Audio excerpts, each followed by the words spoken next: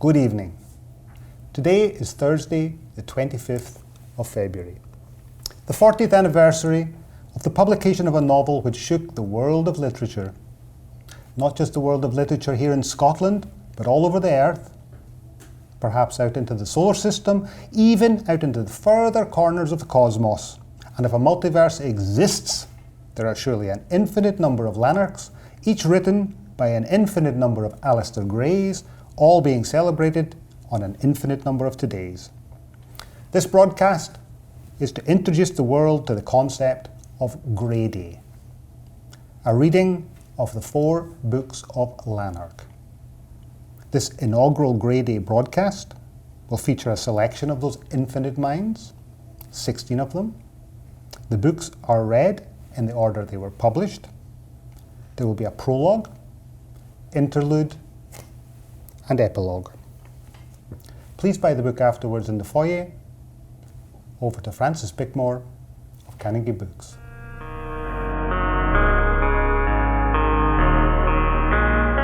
Hi there, I'm Francis Bickmore and I'm Publishing Director of Canongate Books, and we feel extremely proud to have been Alasdair's publisher for 40 years as of today, Grey Day. This marks the 40th anniversary of the first publication of this wonderful tome. And it was a transformative book for Canongate. It was the first major book Canongate had published in its incarnation in the late 70s, early 80s. And it was the book that really got international attention and acclaim for this little Scottish indie. It's lasted as a book that has changed what is possible in fiction. It broke more or less every rule. It broke more or less every deadline. The book was about 30 years in its gestation from the first passages Alasdair published in the early 50s through to its publication. And as I say, it broke every genre rule. It manages to be speculative fiction, science fiction, realist novel, memoir, and a book in 4 books that begins with book 3, which just captures the perverse brilliance of this mind of the one and only Alasdair Gray.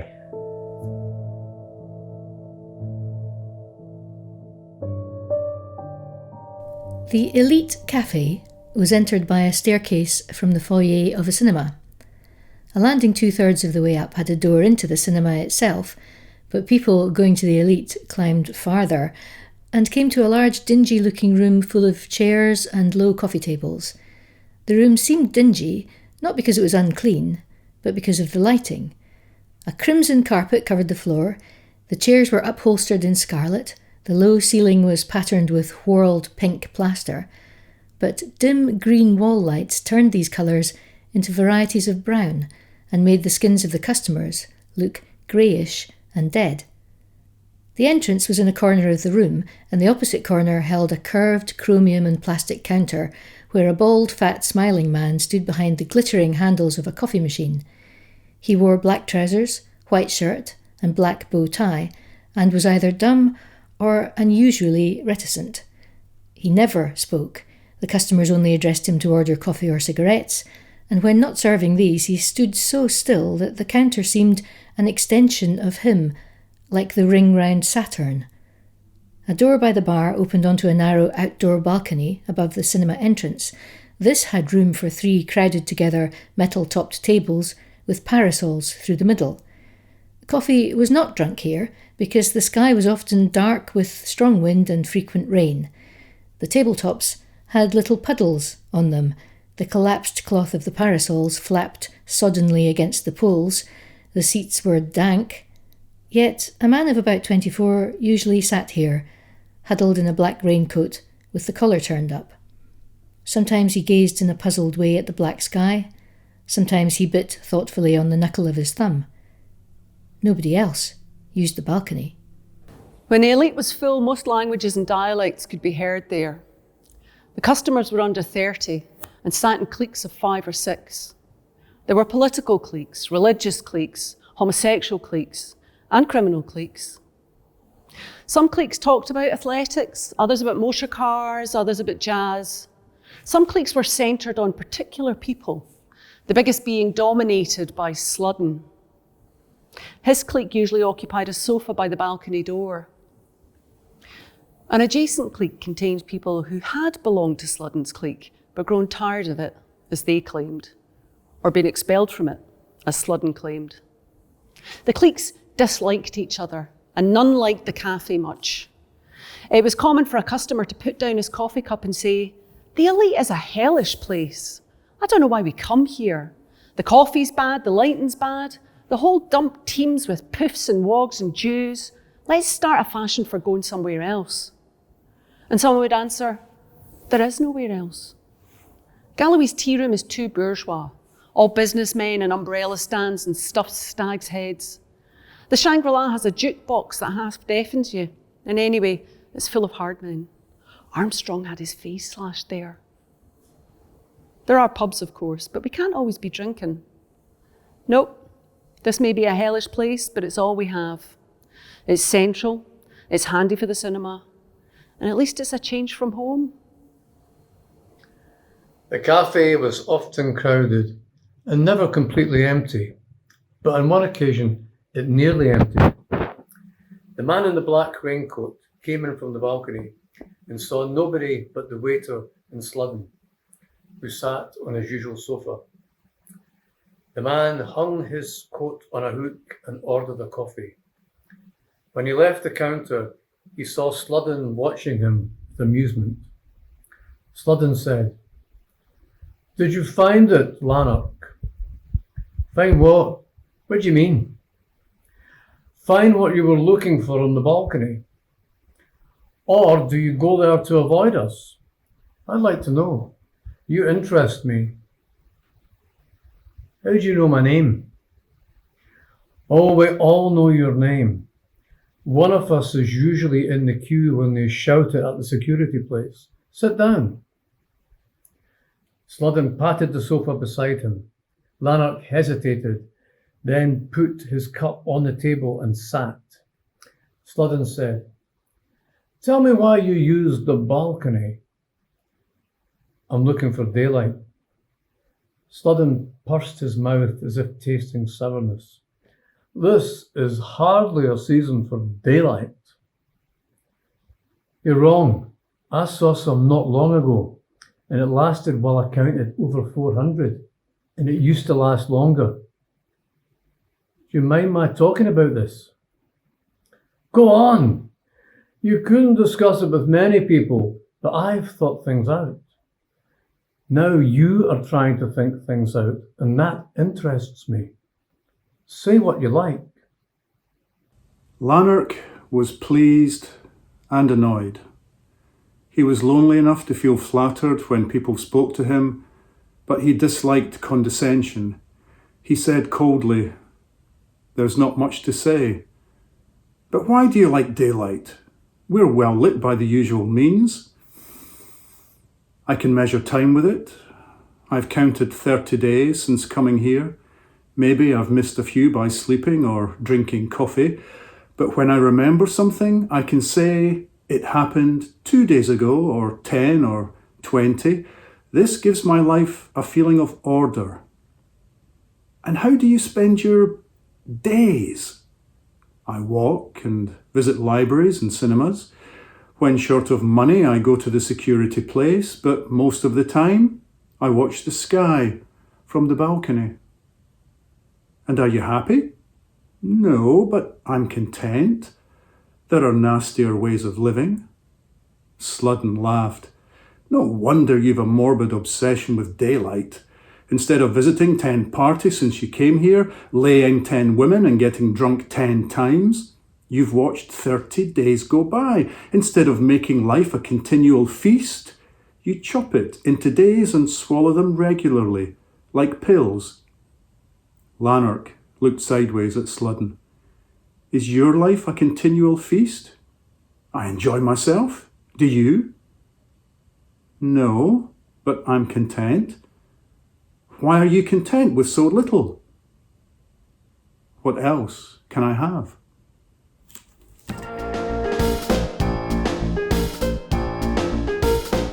see by the date, was a version I started writing in 1959 in the house where I was born. And Lanark by Robert Walker. At that time, I decided that I was going to publish it under a pseudonym so that I could travel anonymously without anybody knowing that I was the famous author of this famous novel. When somebody asks you to describe your book Lanark, what do you say to them? I say it is a Scottish petty bourgeois model of the universe. Just like that? Yes, I've rehearsed it and honed it down to as few words as possible.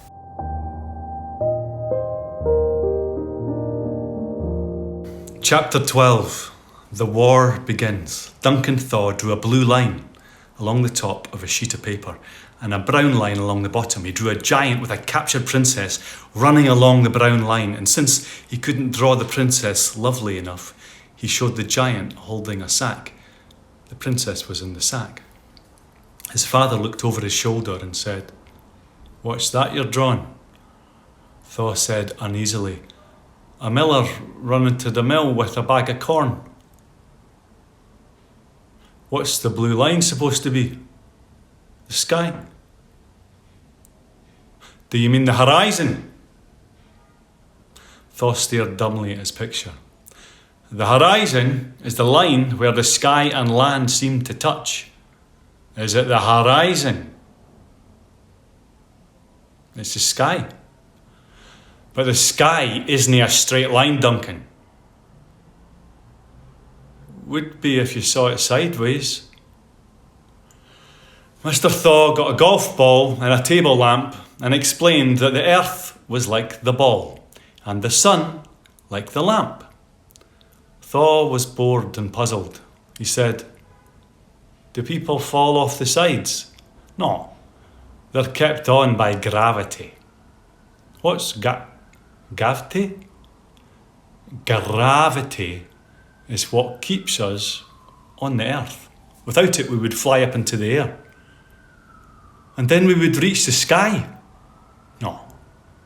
No, the sky is just the space above our heads. Without gravity, we would fly up into it forever. But wouldn't we come to a thing on the other side? There is no other side, Duncan. None at all. Thaw leaned over his drawing and drew a blue crayon along the line of the sky, pressing hard. He dreamed that night of flying up through empty air till he reached a flat blue cardboard sky. He rested against it like a balloon against a ceiling, until worried by the thought of what was on the other side. Then he broke a hole and rose through more empty air till he grew afraid of floating forever. Then he came to another cardboard sky and rested there till worried by the thought of the other side, and so on. Thaw lived in the middle story of a corporation tenement that was red sandstone in front and brick behind. The tenement backs enclosed a grassy area divided into greens by spiked railings, and each green had a midden. Gangs of midden rakers from Black Hill crossed the canal to steal from the middens. He was told that Black Hill people were Catholics, with beasts in their hair. One day, two men came to the back greens with a machine that squirted blue flame and clouds of sparks. They cut the spikes from the railings with the flame, put them in a bag, and took them away to use in the war. Mrs. Gilchrist downstairs said angrily, "Now even the youngest of these Black Hill kids will be able to rake our middens. Other workmen build air raid shelters in the back greens and a very big one in the school playground, and if Thaw heard the air raid warning on the way to school, he must run to the nearest shelter. Going up to school by the steep back lane, one morning he heard the siren wailing in the blue sky. He was almost at school but turned and ran home to where his mother waited in the back green shelter with the neighbours. At night, dark green blinds were pulled down over the windows. Then Mr. Thaw put on an armband and steel hat and went into the street to search for houses showing illegal chinks of light. Someone told Mrs. Thor that the former tenants of her flat had killed themselves by putting their heads in the oven and turning the gas on. She wrote at once to the corporation asking that her gas cooker be changed for an electric one, but as Mr. Thor would still need food when he returned from work, she baked him a shepherd's pie, but with her lips more tightly pursed than usual. Her son always refused shepherd's pie or any other food whose appearance disgusted him. Spongy white tripe, soft penis-like sausages, stuffed sheep's heart, with their valves and little arteries. When one of these came before him, he poked it uncertainly with his fork and said, "I don't want it." "Why not? It looks queer." "But you haven't tasted it. Taste just a wee bit, for my sake." "No. Children in China are starving for food like that. We'll send it to them." After more discussion, his mother would say in a high-pitched voice, "You'll sit at this table till you eat every bit, or just you wait till I tell your father about this, my dear." Then he would put a piece of food in his mouth, gulp without tasting, and vomit it back onto the plate. After that, he would be shut in the back bedroom. Sometimes his mother came to the door and said, "Will you not eat just a wee bit of it? For my sake?" And then Thor, feeling cruel, shouted "No!" and went to the window and looked down into the back green. He would see friends playing there, or the midden rakers, or neighbours hanging out washing, and feel so lonely and magnificent that he considered opening the window and jumping out. It was a bitter glee to imagine his corpse thudding to the ground among them.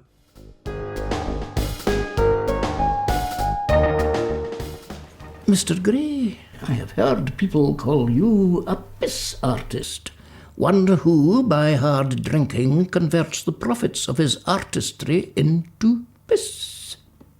That's partly true, but my use and abuse of alcohol has not yet stopped me working hard and well.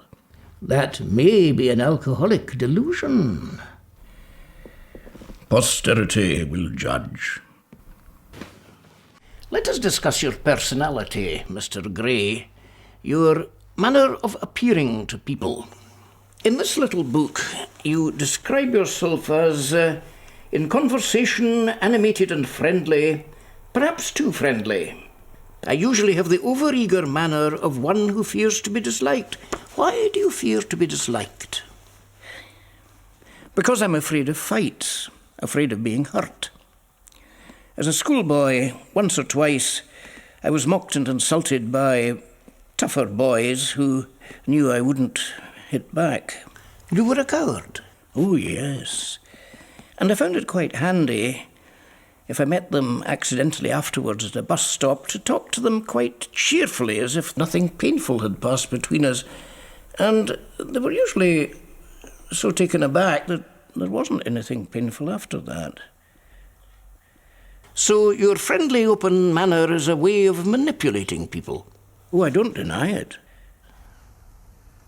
So you're a control freak. Your friend, the poet Tom Leonard, once said that working with Alasdair Gray was like a sandcastle working with the sea. I am certainly the kind of artist who wants to control, as much as I can, the appearance of the work I do in writing and in painting and how it's produced.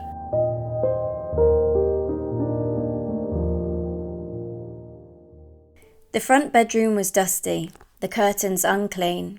Books and papers overlapped the tortoise-shell combs and pin trays on the dressing table. On the wall near the bed, a black-bordered photograph of the late king was stuck beside the only picture by Thor his mother much liked, a childish one of a tree shedding leaves in an autumn gale. These remained because their presence brought Mrs. Thor less to mind than their removal would have done. On the first day of art school, he woke to the sweet rotten odour which had come when the corpse lay coffined on the hearth rug. It had taken 2 or 3 weeks to vanish, and he still sometimes found it on entering the room unexpectedly, although he knew by now it must be altogether ghostly and subjective. Through a gap in the curtains he saw a slice of colourless sky with dark rags of cloud moving across like the shadows of smoke. The 10 to 8 factory horns mourned over the city roofs, and he curled more tightly into the nest of warmth his body made in the mattress. For like all bad sleepers, he enjoyed bed most in the minutes before leaving it. Faint sounds came from the kitchen where his father prepared breakfast. Hundreds of thousands of men in dirty coats and heavy boots were tramping along grey streets to the gates of forges and machine shops. He thought with awe of the energy needed to keep up a civilization, of the implacable routines which started drawing it from the factory workers daily at 8, from the clerk and shopkeeper at 9. Why didn't everyone decide to stay in bed one morning? It would mean the end of civilization. But in spite of 2 world wars, the end of civilization was still an idea, while bed was a warm and immediate fact. He heard his father approach the door and shut his eyes. Mr. Thor entered quietly, pulled back the curtains, came to the bed and laid a hand on Thor's brow. Thor smiled and opened his eyes. His father smiled and said, "Were you really asleep?" "Not really." Over breakfast, they talked about money. "How much will you need for materials?" "I don't know. I don't yet know what materials I'll need, but I can get them on account at the school shop." "That's a very bad idea. It's too easy. I can see you buying something, losing it, and buying another," Thor said stiffly. "Have you reasons for doubting my honesty?" "I don't doubt your honesty, but I distrust your memory. If you get goods on account, be sure to keep the invoices as a reminder." "How much will you need for the midday meal?" 2 shillings. 10 bob a week for food. Your tram fares won't come to more than 5 shillings, so here's £1. That's too much. Regard the extra as pocket money. No doubt you'll want coffee with a friend sometime. Thor had hoped for more pocket money. He said in no particular tone of voice, "Thanks very much." And Duncan, 5 shillings a week isn't much pocket money for a boy who'll soon be 18. "If you ever want to take a lassie out, let me know, and I'll give you more." Garnet Hill was one of several whale-shaped hills lying parallel to the Clyde, and the school was on a quiet street along the spine of it. The main part was an elegant building designed by Mackintosh in the 1880s, but Thor entered the annex across the road, a terrace of old houses with new additions among them. He walked down a twisting corridor with so many unexpected descents that it seemed underground. The studio at the end was filled with clear, grey morning light from windows in the girder-supported roof. Among tall easels, plaster statues, and draught screens, some girls crowded loosely in a space like a forest clearing, and boys sat on stools, talking nonchalantly in couples. Some smoked, and Thor envied them, for a cigarette would have employed his hands. He could have opened a book and sat behind something reading it, but he was tired of being thought a bookish hermit and meant to forge a new, confident, sardonic, mysterious character for himself. So, frowning and leaning against the wall, he pretended to see nobody, though glancing furtively at one of the girls.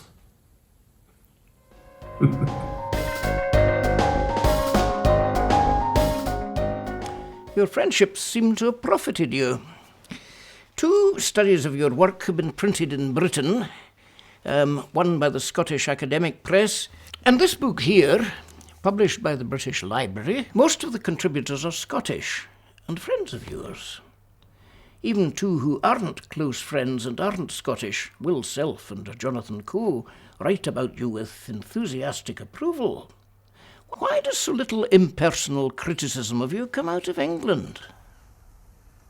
Perhaps because I don't live there. But most English book reviewers have been kind to my books. Not all of them.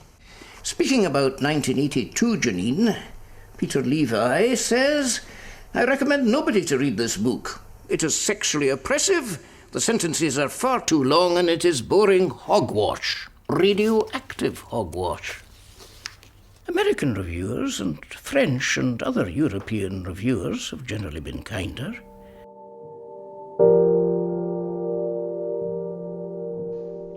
Chapter 31. Nan. Lanark opened his eyes and looked thoughtfully round the ward. The window was covered again by the Venetian blind, and a bed in one corner was hidden by screens. Rima sat beside him, eating figs from a brown paper bag. He said, "That was very unsatisfying. I can respect a man who commits suicide after killing someone. It's clearly the right thing to do. But not a man who drowns himself for a fantasy. Why did the Oracle not make clear which of these happened?" Rima said, "What are you talking about?" "The Oracle's account of my life before Unthank. He's just finished it." Rima said firmly, "In the first place, that Oracle was a woman, not a man. In the second place, her story was about me. You were so bored that you fell asleep and obviously dreamed something else." He opened his mouth to argue, but she popped a fig in, saying, "It's a pity you didn't stay awake, because she told me a lot about you. You were a funny, embarrassing, not very sexy boy who kept chasing me when I was 19. I had the sense to marry someone else." "And you," cried Lanark, angrily swallowing, "were a frigid, cock-teasing virgin who kept shoving me off with one hand and dragging me back with the other. I killed someone because I couldn't get you." "We must have been listening to different oracles. I'm sure you imagined all that. Is there anything else to eat?" "No, we used it all up." With a clattering of purposeful feet, a stretcher was pushed into the ward among a crowd of doctors and nurses. Monroe marched in front. Technicians followed, dragging cylinders and apparatus. They went behind the screens in the corner, and nothing could be heard but low hissing and some phrases which seemed to have drifted from the corridors. The conceiving in mid-conception. Inglorious Milton, guiltless Cromwell. Why inglorious? Why not guilty? She came naked, that helped. Monroe came over and stood at the bed's foot, regarding them gravely. He said, "I've arranged a meeting with Lord Monboddo 3 hours from now to authorise your departure from the Institute. I had meant you to wait here till then, but we've had an unexpected delivery of human beings. They're in good condition, but feeble, and will die if someone puts them off their food. A nurse is bringing in your clothes. You can dress and wait in the staff club." "No need," said Lanark.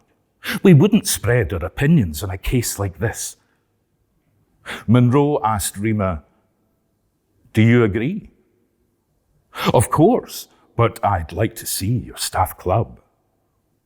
"If I can trust you, I'd like you to stay here. This is a lonely ward, and company would help the woman feel at home." Rima said brightly, I'd be delighted to help you, Dr. Monroe, but will you do something for us? Get Monsignor Noakes to send more of his lovely food. It will be easy to not mention food when we have some. Monroe walked away, saying grimly, I promise nothing, but I'll do what I can. Lanark stared at her and said, You are unscrupulous. She asked in a hurt voice, Aren't you glad I'm not like you? Very glad. Then show it, please.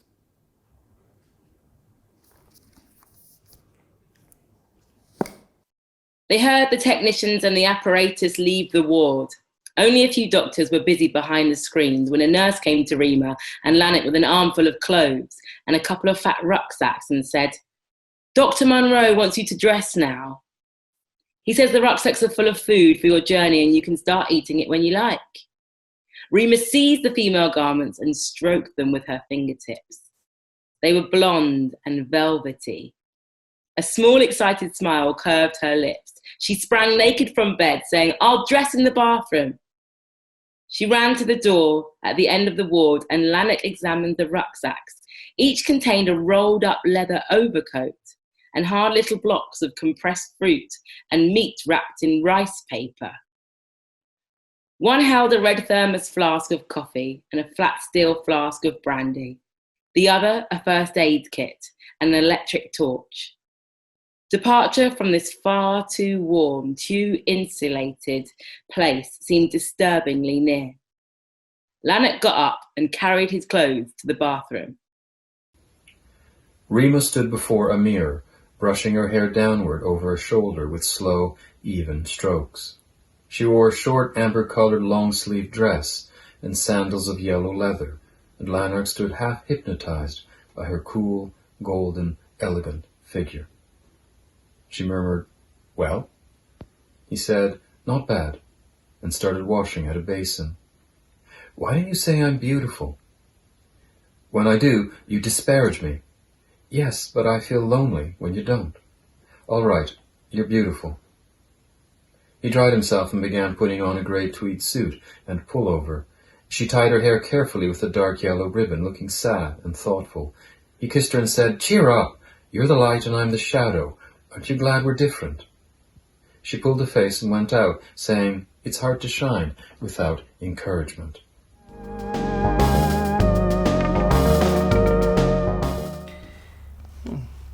Then just let me read what Joe Ambrose said in the Irish Sunday Tribune. There is a respectable school of thought which believes that the best thing to do with writers like Alasdair Gray is to ignore them and hope they'll go away. Well, they won't go away, and they take encouragement from the silence of their critics. Gray has been compared with MacDiarmid, but on closer inspection bears a closer resemblance to the other Scottish buffoon, Compton Mackenzie. Those who have seen him on television will know the kind of chap he is. A vainglorious lout, the sort of writer who continually practices his speech for the Nobel Prize in front of the mirror, and is such a profoundly reactionary penman that he may well get to deliver it. I hope he's right. Will I take it from the beginning again? But perhaps we've done enough.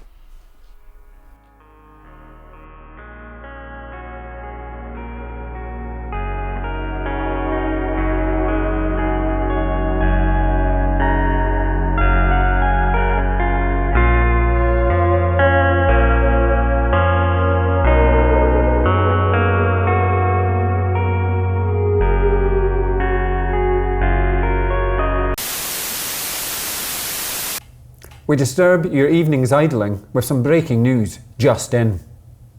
These erratum slips have been inserted by mistake.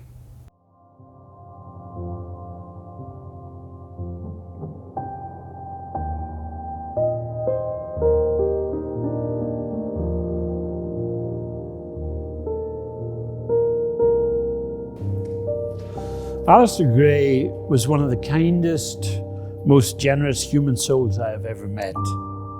He was also a creative genius with both brush and pen. with word and line.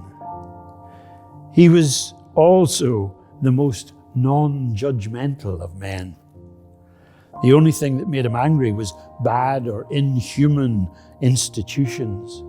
He considered everybody worth meeting, and having met them, he considered them worth knowing. He would meet some artist or writer for the first time, and by the time they were ready to part, he would suggest that they do a shared exhibition or write a book together. He never talked about anyone, never bad-mouthed anyone.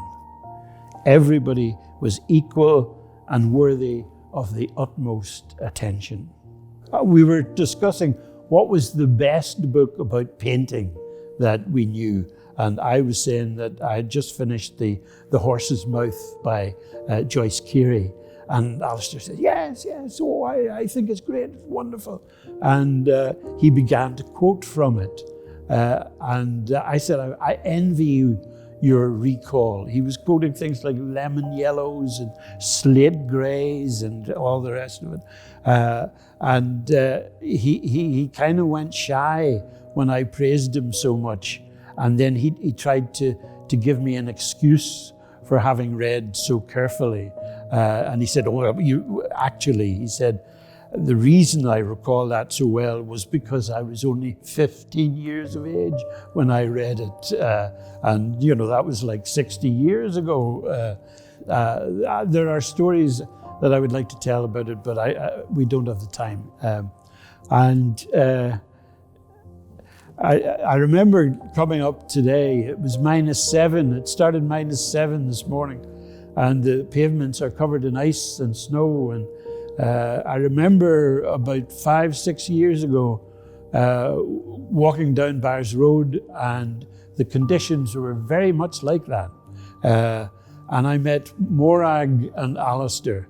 Morag is Alistair's wife, or was Alistair's wife. And they were coming down the road to go to Tennant's Bar.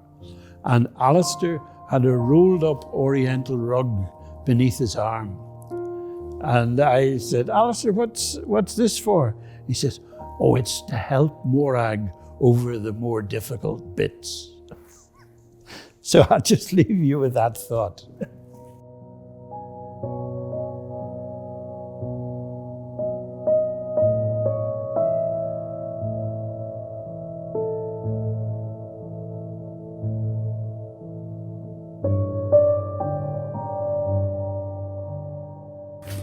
I'm sitting here in Glasgow a bit more than a year after Alistair's death, something which I find very hard to believe, as I didn't even go to any funeral, none of us did.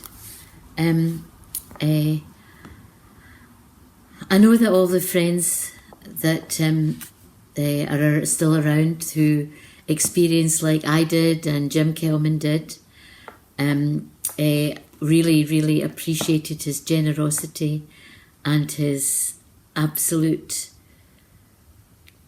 help by helping us all with the very different kinds of things we were all doing at that time. I want to read just a wee poem of Alistair's that I particularly like, and I recognise the room in this poem because it's just a few streets away from me, round in Turnberry Street, which is where Alistair lived when I first knew him, at the time that he had parted from his first wife, Inga, who I didn't know, but who is described in this poem. The poem I didn't read till the mid-80s, but it's a poem I love. Just a very short poem of Alistair's. The poem is called Not Striving. By waiting, not striving, I found the room I wanted. It was a gift like life, not bought but rented from friends made at a stranger's party. The landlord helped build the long, low shelves. It was cheerful labour. The carpet came from my aunt, the bay window from a dead architect, and frames a chestnut tree planted by a neighbour. But I fear cheerless labour lies behind every gift. It is sore getting babies out. Who built this room were badly paid. Even gifted carpets had a weaver. By waiting, not striving, I met the woman I wanted. She stayed a while like air when breathing is easy. Worst strife was to keep those who liked me least and kept strife only. My tight grip hurted them and myself, and we parted badly. This woman moved on like the air, she unhurt and I undaunted. But I fear hard breathing is part of every climb, that the easy grip is cool, the sore grip warm, that bad partings mean more than kind leavings, and love cannot last without doing and suffering harm.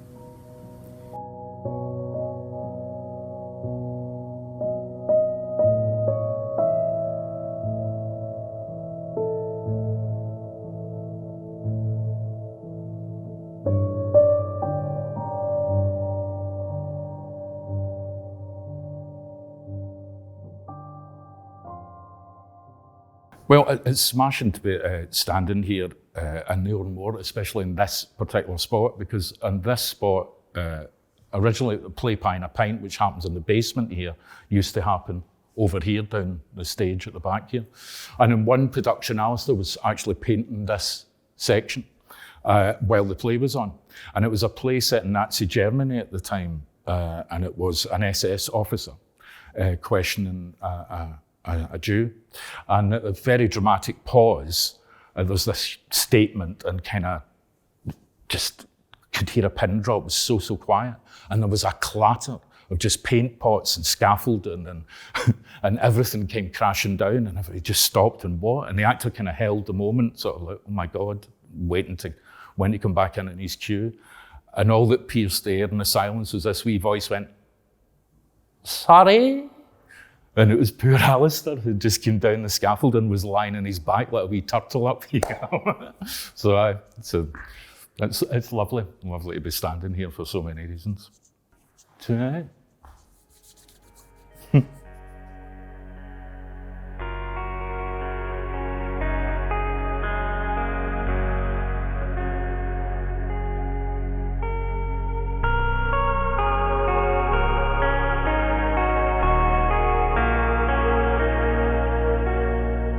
So what was that story you were telling me last night about Lanark? Yeah, I was just trying to think about the influence of Alistair and all the imagery in Lanark and so much there, but actually the fundamental sort of thing that I've got to thank Alistair for is going way back to Lanark was just published. I was in 6th year at Loudon Academy in a class of 2 doing 6-year studies English and trying to figure out what to do afterwards, art school, go to university to do English because they were the only 2 things that I was any good at, and wasn't getting much advice really at home that I felt I could sort of rely on. So started talking to my English teacher about it, Mr. Bain, and he said to me, look, if you love English, if you want to have a career thinking about, the imaginary life of writing, then Alistair Gray, Liz Lochhead, 2 of Scotland's most amazing writers right now, they both went to art school, and he started telling me about Lanark and it just lodged in my imagination, and that's what I did. So, that's a pretty fundamental thing to be grateful for. Yeah, definitely. No, I remember with Lanark when you're holding it in your hand, it's over there, but holding it in your hand, I really enjoyed that feeling that it didn't feel like other books where you were reading a book and it was a kind of version of some thoughts that somebody had in their head and then you're reading the words that described something that was happening somewhere else. But with Lanark particularly, I remember holding that in your hand, and with all the pictures and all the things that were going on and the index of plagiarisms and all that stuff, you actually felt that the thing you were holding was the thing. It wasn't like some words that referred to something somewhere else. Not ersatz, kind of something. It was the actual thing. It was an artwork.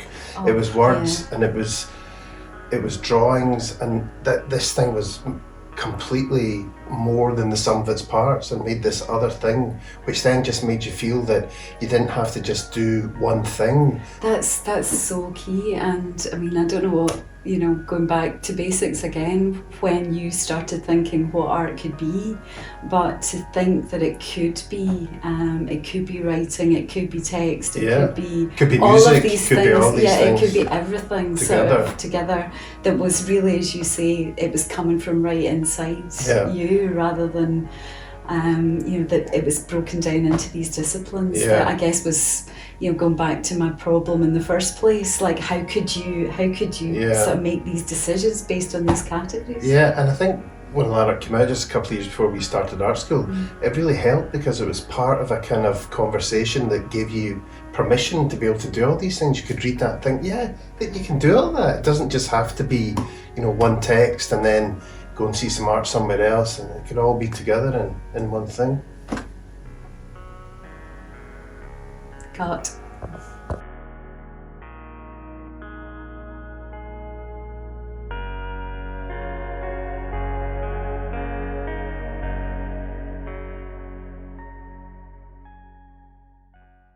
Hi, I'm Eugene Kelly, and this song's called Older, Faster.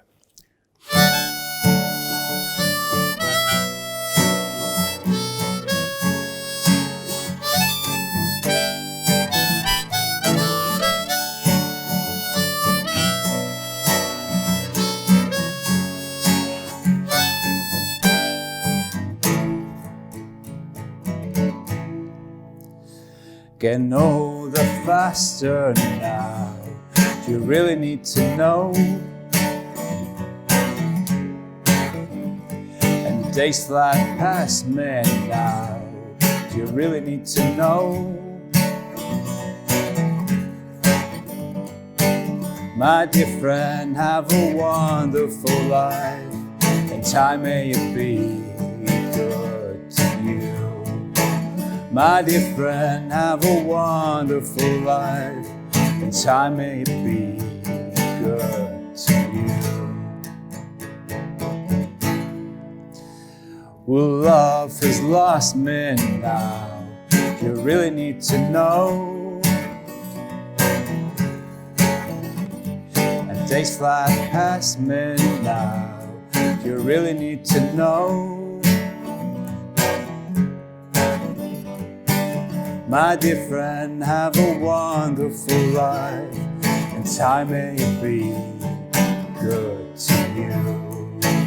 My dear friend, have a wonderful life, may the road rise along for you. If I should fall far behind, I will call. And if I should fall far behind, I will call.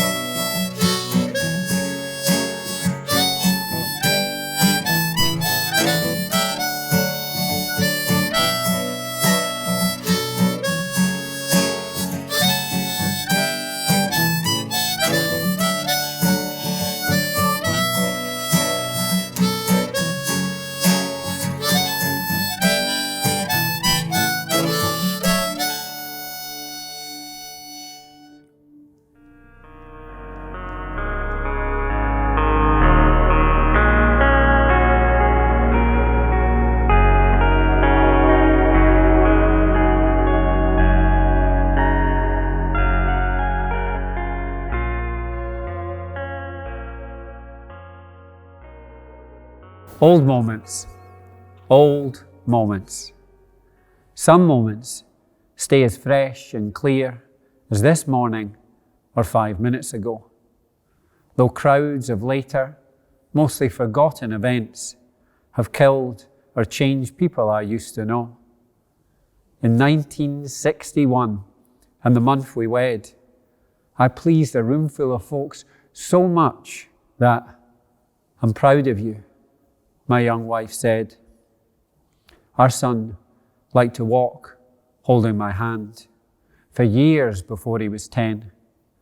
If another boy came in sight, we parted, walked like strangers until, round the corner, he thought it right for us to join hands again. My marriage ended soon after. My son dislikes me now. Is a real stranger. Queer how, near my own end, such old moments stay so uselessly fresh and clear. Sunk ships do not dream of wreck, storms and battles that sank them. Their hulls recall waking to din of final rivets hammering in. A glide down a slipway, and how their bow first bit into brine that buoyed them up and out to sea, brine dissolving them now.